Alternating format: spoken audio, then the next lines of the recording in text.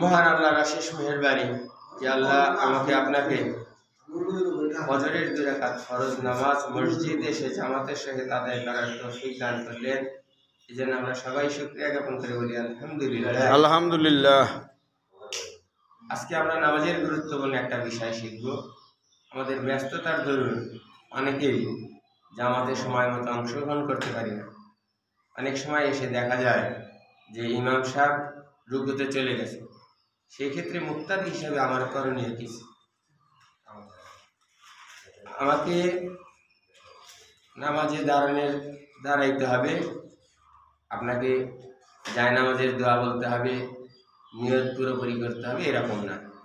আপনি শুধুমাত্র তাকবীর বলে তাহরিমা বাঁধতে হবে এবং তাহরিমা বাঁধার পর আরেকবার তাকবীর বলে আপনাকে রুকুতে যাইতে হবে।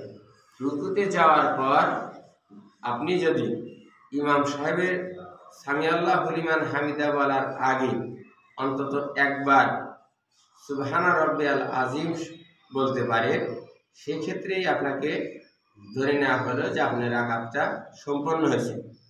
আপনি তাড়াহুড়া করতে যায়া শুধু আল্লাহু আকবার বলে সরাসরি রুকুতে গেলে সেক্ষেত্রে আপনার নামাজ সহি হলো না। আপনাকে তাড়াহুড়া করার কোনো সুযোগ নাই। আপনি যদি ইচ্ছা সঠিক থাকে, আপনার চেষ্টার কোনো ঘাটতি না থাকে, আপনি জামাত ধরার উদ্দেশ্যে আসছেন, আপনি যদি এসে দেখেন যে ইমাম সাহেব সালামও ফিরাচ্ছে, সেক্ষেত্রেও আপনাকে জামাতের সওয়াব পাবেন ইনশাআল্লাহ। আল্লাহ পাক আমাকে আপনাকে সহি শুদ্ধভাবে সঠিক নিয়মে নামাজ আদায়ের মাধ্যমে আল্লাহর সন্তুষ্টি অর্জন করা যায়, আল্লাহ সেই তৌফিক দান করুন। আমিন।